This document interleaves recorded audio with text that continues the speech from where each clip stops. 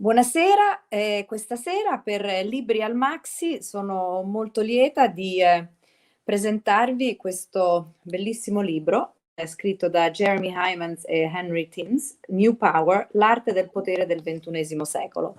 E sono lietissima di introdurre questa conversazione con Jeremy Heimans, appunto uno dei due autori di questo testo molto interessante sui confini del nuovo e vecchio potere. Ne parleremo con lui insieme a Riccardo Staglianò, che voglio ringraziare per essere con noi oggi qui, scrittore, vorrei dire ricercatore, giornalista, oggi di Repubblica, autore tra l'altro di una biografia non autorizzata di Bill Gates e di testi più recenti pubblicati da Einaudi. Riccardo, correggimi, io ricordo i titoli un po' a memoria, un testo del 18 su i lavoretti della sharing economy e un testo più recente sull'affittacamere del mondo, il caso Airbnb. Questa conversazione avverrà in inglese, quindi da questo momento I switch to English and I will just offer some introductory remarks and then I will ask Jeremy Heimans to introduce us to this incredibly interesting topic. So first of all, let me say that Heimans is an author, a researcher, but he's also an activist. He's co-founder and CEO of Purpose, an organization that is working to support social movements all around the world and to support social movements using the potentialities of the new power structure. So I have a premise to this conversation, Jeremy, and which is also a question for you. So I want to start with a question. I do wonder, I mean, this book was written before the pandemic crisis. And I do wonder what you would have changed of this book and of the story of the relationship between old power and new power if it had not been written before the pandemic. But maybe we can go into this maybe a little bit more later.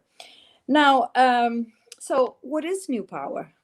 How do we define this new power? How do we define old power? And what do models and values of old power and new power mean for organizations? Now, you are hosted by the National Museum of Contemporary Art, which is not just a museum. This is a lab for contemporary thinking and thought, and we see this as a more sort of open, wide platform for conversation around our future. And I think that what you have looked at in your book has a lot to do with institutions, all sorts of institutions. I mean, what do these models, what do these values do to organizations like the UN, I mean, multilateral political parties, but also cultural institutions, newspapers? So this is a huge range of issues. I would like to kick off this conversation asking Jeremy to sort of tell us where the lines are, where we see the lines between new power and old power. I heard you in I think it was a TED Talk when you said new power is not a Facebook page. New power is not inherently positive. New power is not inevitably winning. In fact, if we look at the hopes and the sort of the hopes for democracy, for increasing democracy through the tools of new power, what we are witnessing, in fact, in many parts of the world, is that through the instruments of new power, democracy is shrinking. So here we go. I mean, the theme of the conversation is huge. New power is changing everything. It's changing cultural markets, the music market, the art market, the way we produce money, the way we have relationship, the way political consensus is built. I know that Riccardo has done a lot of thoughts and a lot of research on these issues. So if you agree, what I would like to do today, I would ask Jeremy to introduce us to the very rich content of this book, then I would like Riccardo to sort of counter debate. I know that Riccardo has a lot of doubts around the issue, the notion of a inherently positive new power, and then we will collect some questions, and I will put you both other questions. Okay, so the floor is yours, and thank you both for being with us at the MAXXI platform. Jeremy. Thank you, Giovanna, and thank you, Riccardo, for your engagement with this work. And it's lovely to be with all of you. I can't see you, but I'm imagining a vibrant and curious group of people. And apologies that my Italian is naught. So if it were better than 0, I would try, but I'm afraid not. So hopefully you'll all be able to hear my Australian accent, moderated by many years of living in New York. So look, let me spend the first sort of 10, 15 minutes just giving you guys an overview of this concept. And, it's a concept we first sort of explored in Harvard Business Review and in the TED Talk that I gave, and then led to this book that was published around the world in 2018, but more recently in Italy, just last year, actually, in the COVID era. So let's get the slides up, if that's okay, and we'll get full screen happening, and then we'll go to the first slide with Harvey Weinstein. So I hate to bring Harvey Weinstein up, but he is a really interesting example of one form of power, right? So think about Harvey. He ruled Hollywood with an iron fist for many decades. He was the most powerful person in Hollywood. He could make careers, he could break careers, and he really used that power like a currency, right? He would spend it to reward his friends and his protectors, and to punish his enemies, right? And in fact, to surveil his enemies. And ultimately, even though Harvey was a well-known abuser, right, he was so powerful that even other powerful men in Hollywood refused to stand up to him. In fact, there was a survey taken of the people most thanked in the history of the Academy Awards over the last 30 years, and tied for first place as most thanked, in the Oscars was Harvey Weinstein and God. So that gives you a sense of just how powerful he was. Now, you contrast that to the Me Too movement, and think about Me Too for a moment as a form of power, right? So Me Too was part of how Harvey Weinstein was eventually toppled. It was this movement that emerged. It had been going for 10 years in a very small way, led by a woman called Tarana Burke, and then it kind of exploded in November of 2017. And it surged. And if you think of Harvey's power as currency, right, you can think of the Me Too movement's power as power that worked more like a current, like a surge of energy. Gets more powerful the more people participated. One person's testimony made the other person's testimony possible. And like a current, it kind of changed and adapted wherever it went, right? So in each country, it took a different shape, right? And in each country, new leaders emerged. So next slide. Right now, we are living through this kind of titanic struggle all over the world, right? We are in the biggest public health crisis of our lives.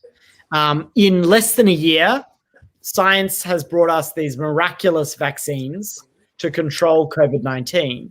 And yet, there are threats to that public health response all over the world. And they're quite acute in Europe, actually, around vaccine confidence, around people not believing in these vaccines. And a lot of that is coming from very powerfully organized anti-vaxxers. So you think about the way the public health authorities communicate, right?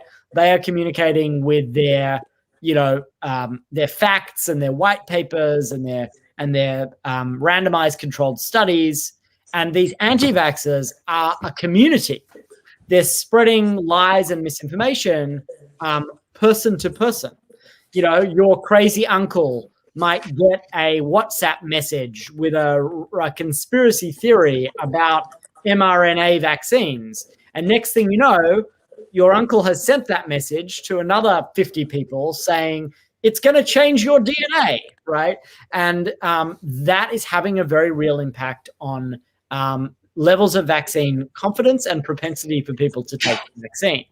So this is sort of a tension playing out between authority, expertise, those with apparently the power to control public health responses, and completely non-institutionalized but very effective forces that are spreading these ideas person to person, and potentially, we'll see in the next 6 months, might prevent many European countries from getting to herd immunity, because 30-40% of populations are still saying, I'm not going to take this vaccine, right? I'm going to skip the next slide just in the interest of time. But these two stories are really examples of the dynamics that we talk about in our book, right? The dynamics of old and new power. So think of old power as that very familiar form of power, the power that we know, that is held by a few. It downloads, it commands, it's leader-driven. It tends to thrive in ecosystems that are closed, not open. New power, that power as current. It's made by many. It's based on what is uploaded. It's based on what people are doing and participating. It's peer-driven, and it tends to thrive in ecosystems that are open, not closed. So if we then think about this in a completely different way, next slide, think about this as this was the most popular video game of the 20th century, right? Tetris. Think about Tetris as a metaphor for old power. Right. So Tetris was a game in which there are these blocks that are falling on your head. Your job is to sort them out into neat rows. The blocks get faster and faster and faster until you are eventually overwhelmed. So it's you versus the system. It's a single player game. There's a very restricted set of things you can do. Right. And ultimately the system wins. Right. Now, contrast that to the most popular video game of the 21st century. So this is a game called Minecraft, right? So Minecraft is a game that is like Tetris, a block-based game. But in all other respects, it's built from the bottom up. So everything in Minecraft, and many of your kids will be playing Minecraft, right, was built by its users, for its users. Real worlds, imagined worlds can be found there. And the way that you build things in Minecraft is not alone, but typically with other users. So it's collaborative, right? It's a joint endeavor. So think for a moment, next slide, about being a kid growing up in a Minecraft world instead of a Tetris one, right? What might be different about your norms and attitudes and mindset toward participation, towards what you get to shape in the world around you, toward institutions as mediating forces in your life and how much you need those mediating forces, right? Your expectations around participation. And you get to this kind of battle and balance between what we call old power and new power. Values, right? And just to be clear here, it's a good point to reinforce. Our argument is not new power good, old power bad, right? In fact, a lot of the last 5 or 6 years, since we first published this idea in Harvard Business Review, there's a lot of evidence of some very dark forces coming from the new power quadrants, right? From the new power forces. I mean, Donald Trump was heavily reliant on new power. We can talk about that more. But what our argument is that if you want to be effective in the 21st century, whether you're a leader, whether you're an institution, whether you're a regular person, you've got to understand and be able to deploy both of these forms of power. So just a quick, contrast here. You think about governance, right? New power values informal, networked, self-organized. Old power, formal, representative, managerialist. That's what our parliaments are built on. If you think about some of the challenges to political power that you've seen in Italy from social movements, some of them were playing with these this sort of pushback against the formal governance structures. You've got collaboration over competition. You've got this concept of transparency, of radical transparency, which has become a kind of doctrine, belief that transparency is an end in itself. You have this concept of expertise, which I feel is very relevant to the COVID moment, right? We have been so reliant on experts, on specialization, on all of those things in this COVID moment. And yet we live in an age where everybody can become an expert. Everybody thinks they can knowledge is available, right? Which is causing all sorts of problems, right? People are, I know people here in the US are saying, oh, well, I've done my research and I think the Moderna is better than the Pfizer. So I'm just waiting for the Moderna vaccine, right?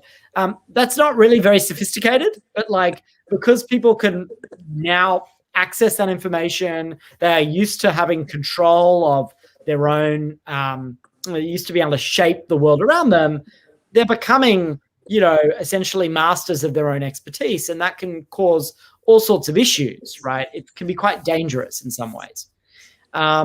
And then affiliation, right? Many organizations that used to rely on decades-long loyalty and participation can no longer rely on that.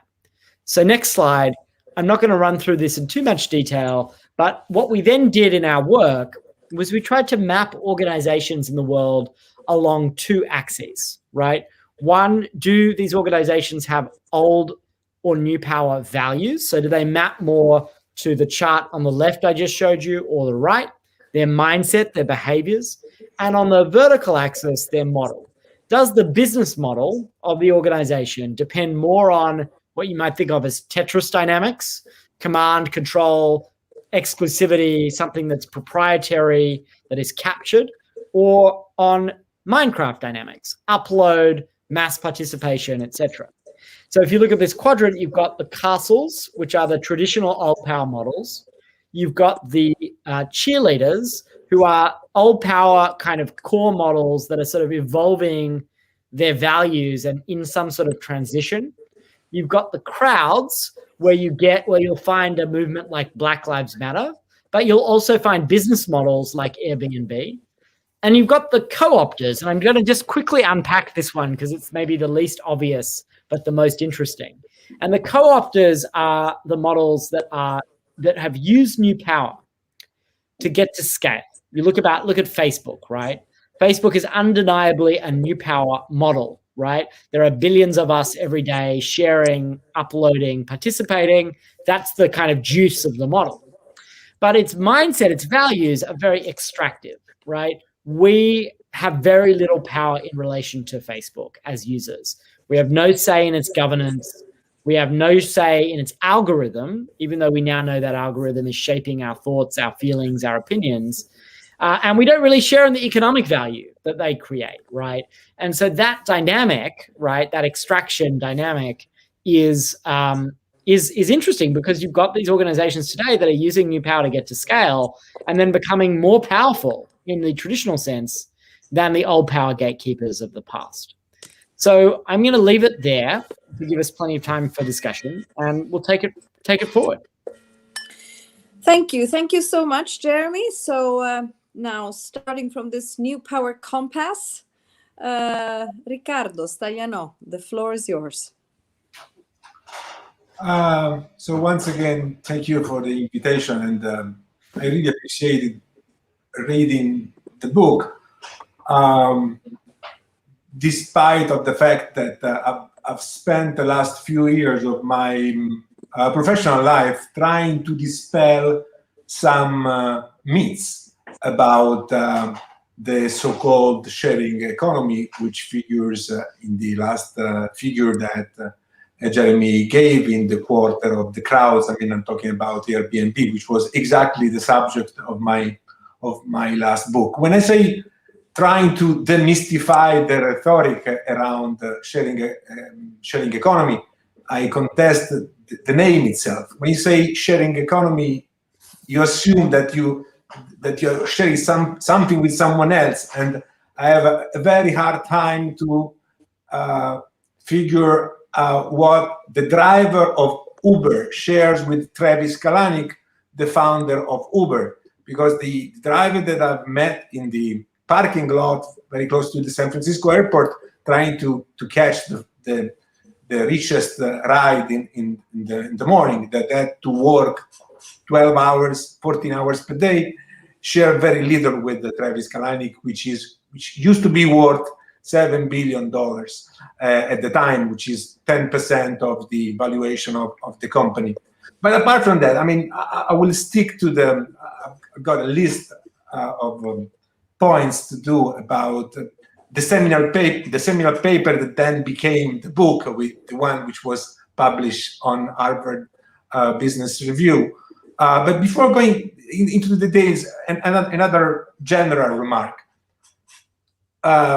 If you allow me, I've been covering these things. I mean, the so-called digital revolution for the last 20, 25 years. The first time that I've met Giovanna probably was at the very beginning of that so-called revolution. And I've seen, I mean, the reality is shifting in a way. And also, I mean, after more than 20 years, we've come to realize that some of the promises of the digital revolution haven't been properly fulfilled. If I may say, my general critique to this challenging book is that new powers, as they are defined, I mean, democratizing force, few versus many, as a metaphor, is a kind of old metaphors for new powers, because that's exactly what has been said about these forces in the last 25 years. I'm talking about democratizing forces. And the results, after 25 years, we may say, I mean, not me particularly, but people who have been there since the very beginning. I'm thinking now precisely about Jaron Lanier, who has been one of the father of the virtual reality revolution. I mean, he's a guy who's a visionary in his full right. He works for Microsoft right now. I mean, and he has written memorable pages about the outcomes of those democratizing forces. Being a musician himself, he has made important research about the fact that these democratizing forces have these new powers have had on the musician itself, on the music industry, which are, as everyone knows, catastrophic. Because there's an old saying which says that analog dollars are digital cents. The money that musicians used to do before the new powers were in place were real money, with which I mean money that you can make a family out of it. You can make ends meet, I mean, properly. They were lavori, as we would say in Italian. They were real works. While now we have, mostly thanks to many of the platforms you're talking about, Uber, Airbnb, TaskRabbit, which is not among your examples, but still, they are new powers. They are distributed network. They are a platform that counts on the power of the many, no doubt about. The money that you can do with that, I mean, they are lavoretti. I mean, they are gigs. They are you have to put together 3 or 4 of that gig in order to survive. So this is my general point. I'm having a hard time in being so enthusiastic about the new powers, if these are the new powers we're talking about, because compared to your focus, which is very smart, of course, I care much more, or at least I care much more. My focus is different. I care a lot about the condition, not so much of the users who benefited, not so much about the entrepreneur, which usually benefit by these platforms, these extractivist platforms, but the perspective I care more about is the perspective of the use of the workers, of those who make a job out of it.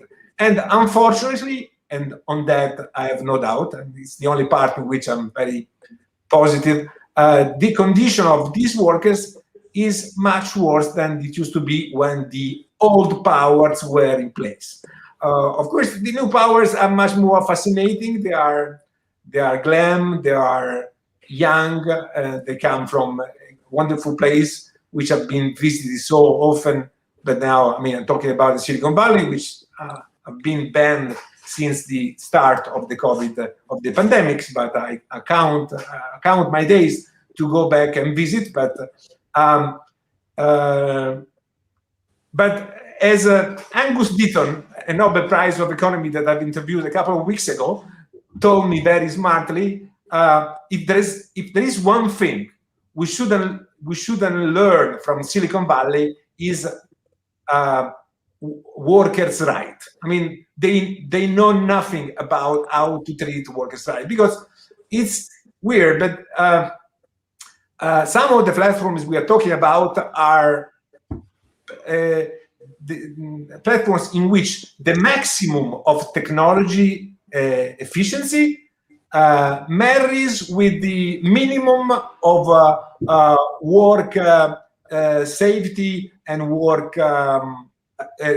rights. I mean, this is so clear in these days. We are talking, while we are talking right now, in Alabama, in Bessemer, Alabama, it's taking place the tally of probably the first union which will enter into Amazon distribution center, because so far in the United States there's no union allowed in any Amazon center. And as we speak right now, the tally is in place. I didn't check before connecting, but maybe we will know by today if for the first time in the history Amazon will allow unions in their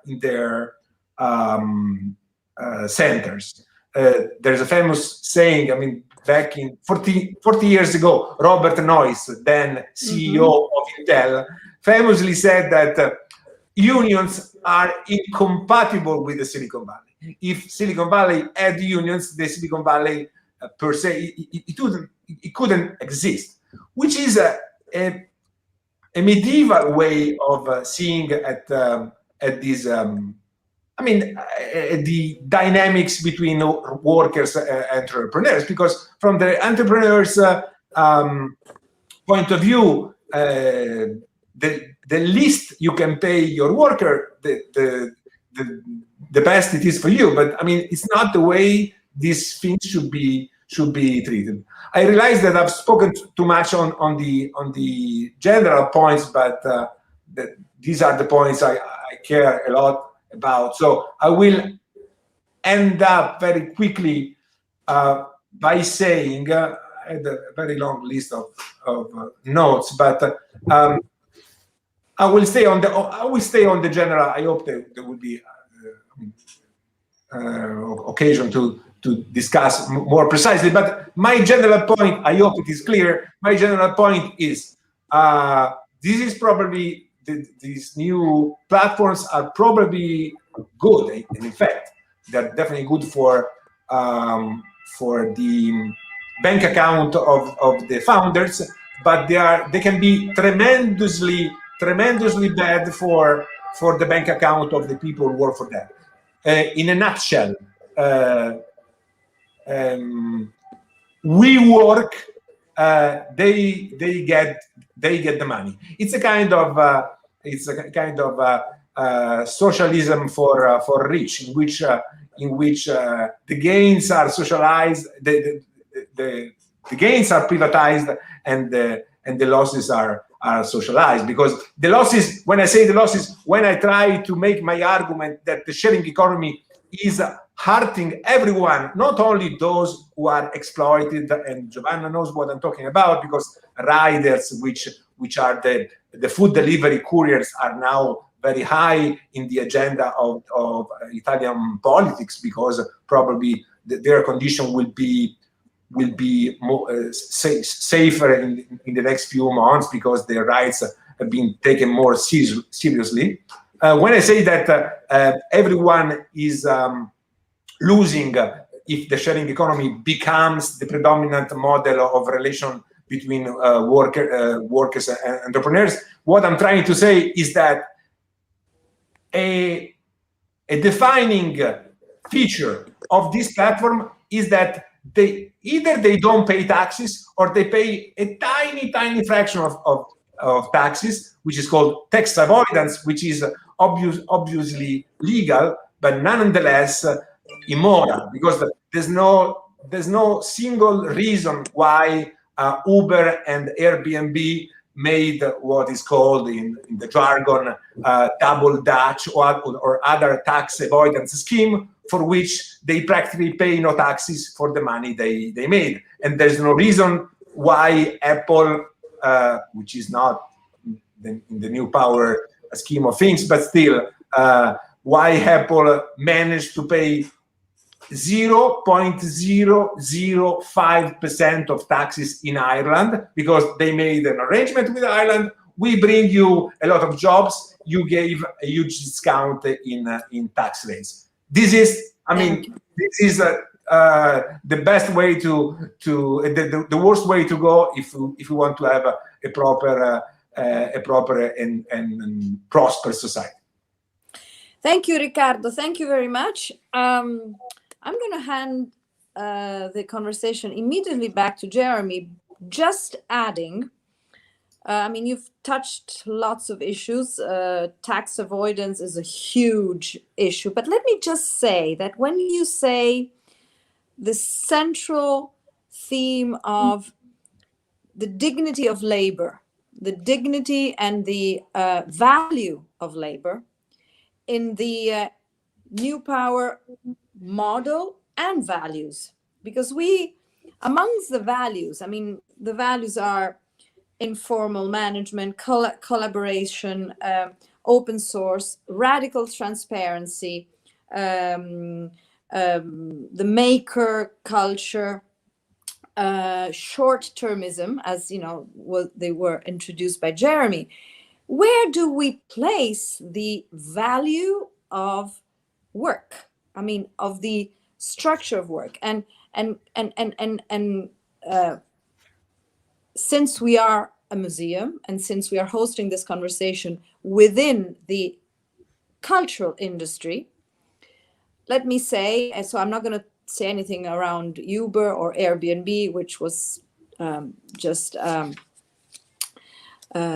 which Riccardo touched on, but I want to say this extractive structure, and also the positive potentialities of the new power models and schemes, what are their implications for creativity? I think there's a huge area of research here, because yes, we work, we create, I would add, we exist, and somebody else extracts the value.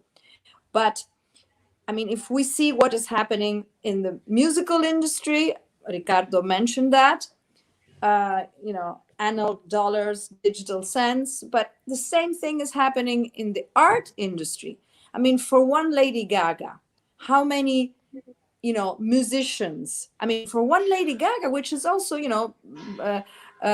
symbolically driving new power values, even in her activism, how many musicians are left, in an angle, and they simply cannot make a living with unless they are in the sort of, the mechanisms of peer-to-peer development and strategy. And the same thing is, touching on the art scene, the editorial scene, literature. A lot of that is happening in the creative industry. So just turning back to you, Jeremy, and thank you, Riccardo, for your comments.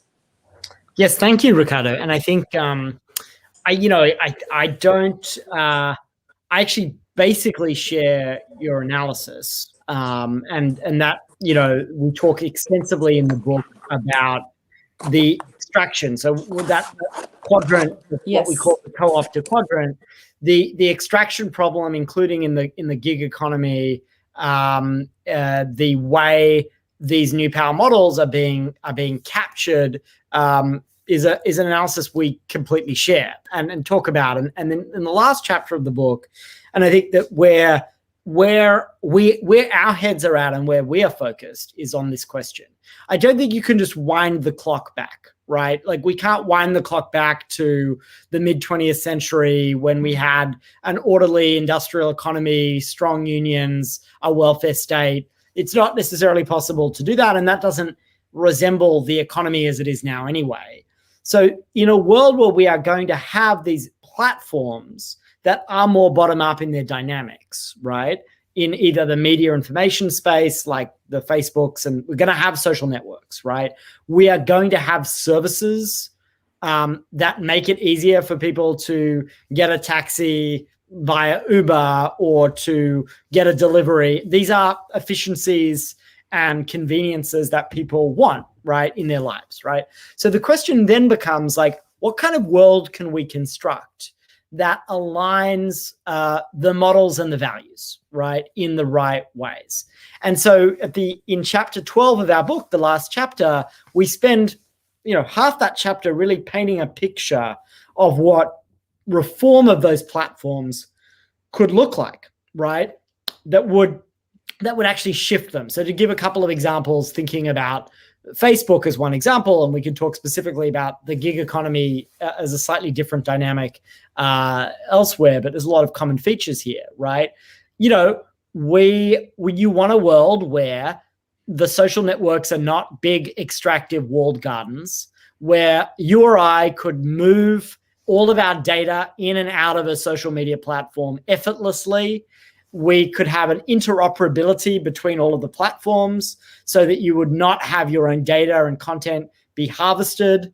You would have what we describe as a public interest algorithm, which would sort of essentially provide a public interest test to what content is prioritized, because so much of what is prioritized now is what is in the economic interests of the platforms, and that is often content that is dangerous, that is extremist, that is provocative, that is divisive, right?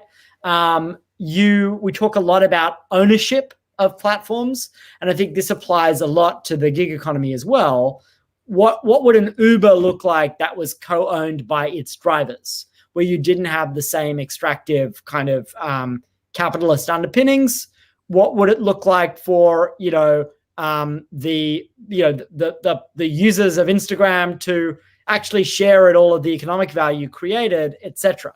So this idea of what I call platform cooperatives, which is sort of a movement that is still very nascent, is something that interests us. I think the same applies on the governance front, right? How can both users and workers share in governance? And there are very successful cooperative models that could be brought over to these new platforms. So I think, where we need to get to, and it kind of also connects to when Giovanna sort of read from that list of new power values, right? Like, the old economy was not so great either, right? People were drones. People had very little agency. People did what they were told at work. They were in their lines in the Fordist production line, right? And they took their little part. That's not what we want either, right? We want a world where people can shape the work that they do, where they have input into the decisions made by the companies they work for, where they get to be creative and expressive of their agency. And so, I think an ideal for a future state is not one where we kind of turn the clock back, which I don't think anybody here is arguing for, but one where we have the dynamic benefits. Because there's also no doubt that, like, as Ricardo said, these platforms have brought a lot of value to the world in some ways, right? Like, we've all benefited from the fact that now we can communicate with a friend on the other side of the world effortlessly through Facebook, or, it's easier to do all of these things. But the ownership structures are wrong. The governance structures are wrong. The way they are regulated is fundamentally flawed. We don't have a view into the algorithm. And these platforms have become so important to the kinds of societies we live in that we desperately need a dynamic, modern way to regulate them. You're on mute. Yes, and at the end of the day, if we look at the ownership structure and at the which is also the financial and the economic structure of the model, what we really want to say is that we want to shift from a stakeholder to a shareholder model. I mean, talking another language, which is the sort of impact movement language, what we are saying is here probably that we need to sort of use the values, the new power values, to transform not all of the old power values, because as you were saying before, I mean, there are some of those values like competence and knowledge, which is are values that, you know, we desperately need to protect. But the real issue is the power structure of the economic model, and the economic model hasn't shifted so much. It has it's been very self-conservative. I mean, if the extractive economic model was there in the Fordian era, and it's here in the Uber era. So I think this is very interesting what we are saying. I have some questions for you coming from the audience, so I want to I want to share it with you. Well, one question is around democracy and around the impact of the new power values and models on democracy. I mean, you're talking with us in a country that had a, you know, sort of experimental structure of a political party that was built from nothing, using I don't know if I can say that, but more or less, music, at least advocating for new power models, and I think very rapidly turning to an old power structure. This is my opinion, obviously. But anyway, it's nonetheless, it was an incredibly, I mean, historically breakthrough. I mean, the 5 Stars movement, the way they through participation and peer coordination, as you mentioned in your book, I mean, the fundamental infrastructure of new powers, a new party was built. So let me turn to you the question. The question is around democracy. Where do you see the line? What do we have to sort of maintain of the old power structure, and where the new power values can help us? So the floor is back to you, and then obviously, Riccardo, if you have more questions to for Jeremy, please. Yeah, if I may, I would just want to add some very, very brief commentary to what Jeremy has just said regarding the agency, because that's an important point. I mean, I was not advocating for going back to the Ford factory, of course, and he knows that, everyone knows that here.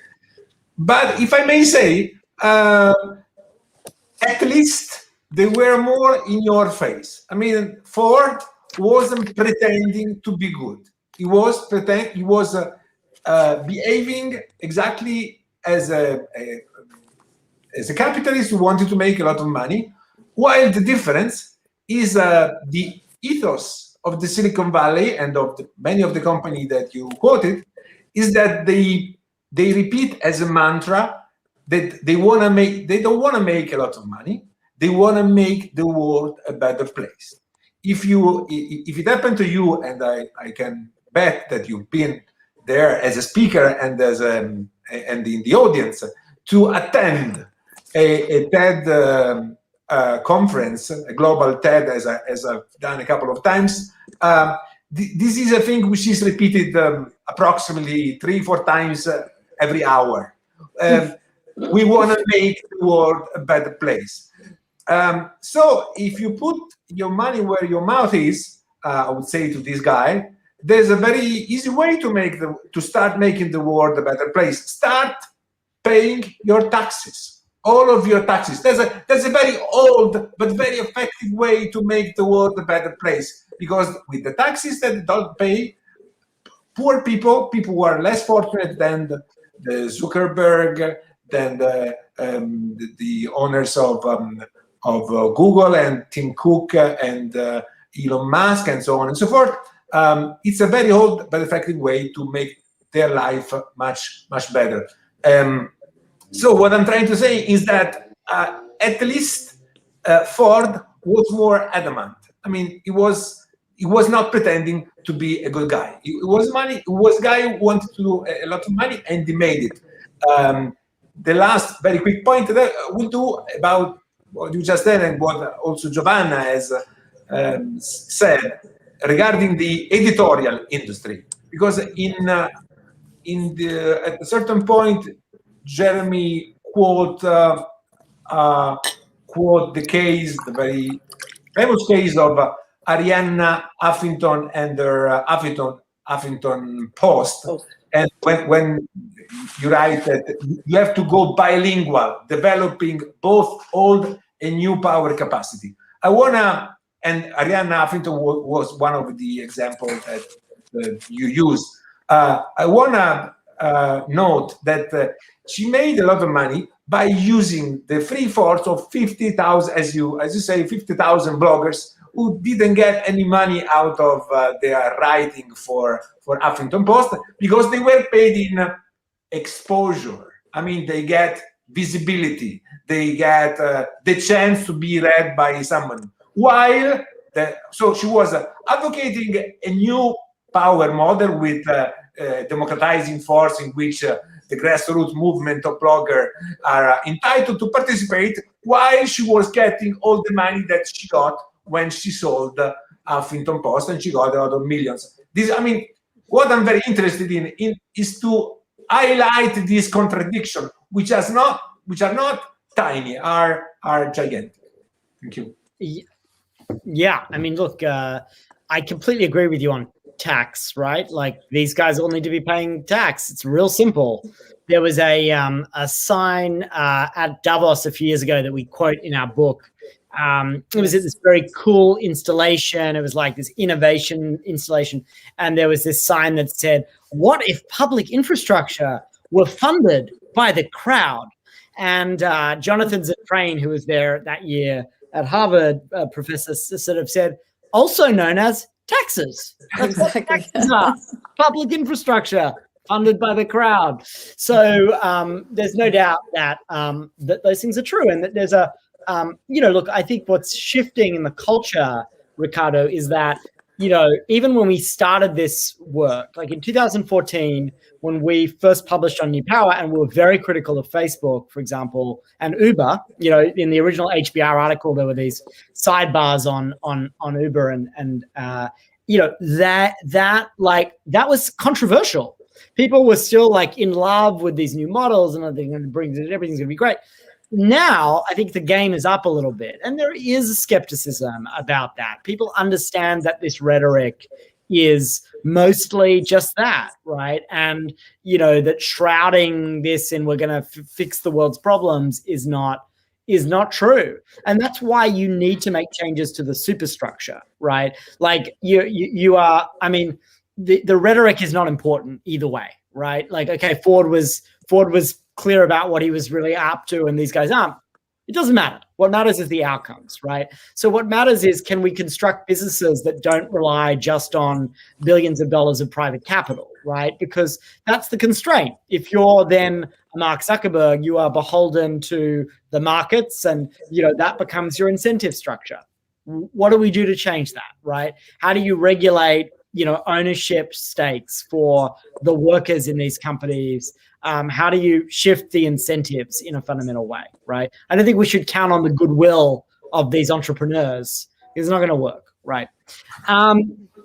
So look, on the question of democracy, it's a very fraught and challenging time for democracy, right? And the one thing that is very clear from the last decade is that these new power tools and techniques make it a lot easier for people who do not necessarily have their hands on the traditional levers of power to break through, right? So the 5-star movement story is a story of people who 30 years ago, pre-internet, probably could not have like staged this kind of takeover of the established political system, right?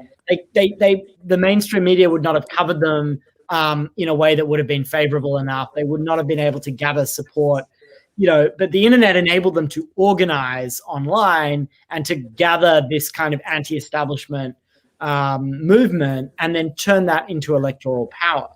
And, you see a lot of this, right? You see people, good guys, bad guys, using these new techniques to mobilize people to leapfrog, right, the existing systems and structures.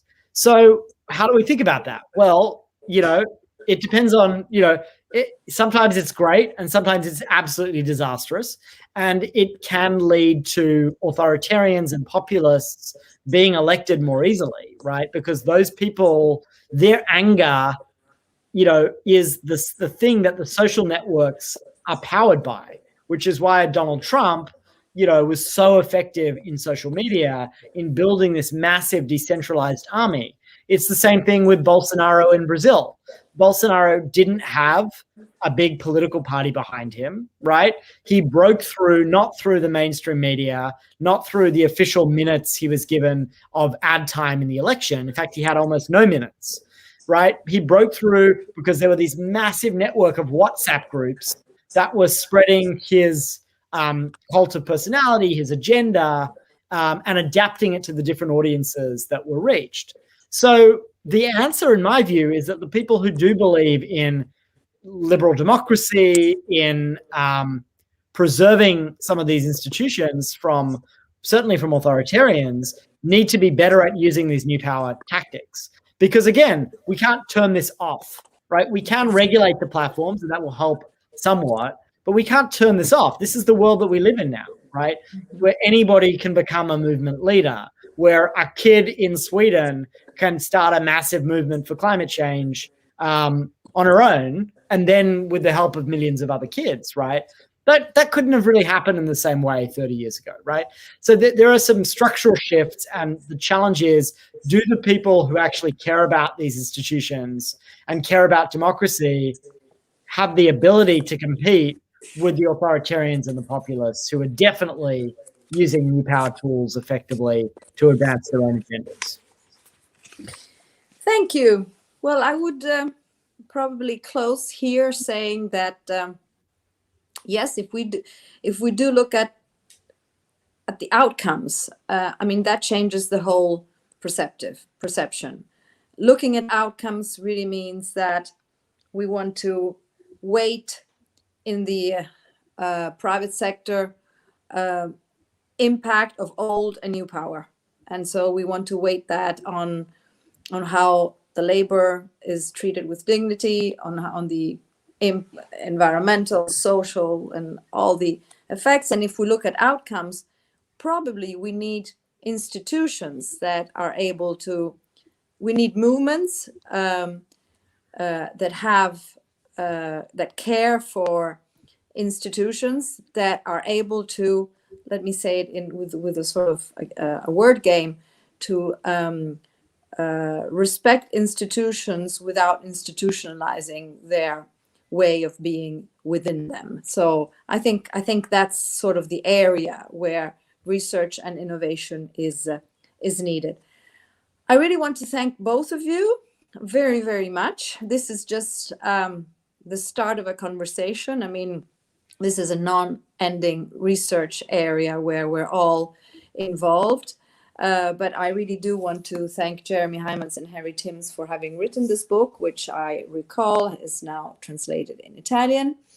And it's a great book to read. I also want to say for all the community which is following us that this conversation will be online and translated with undertitles in Italian in few hours. So you can follow us again and with it in Italian translation.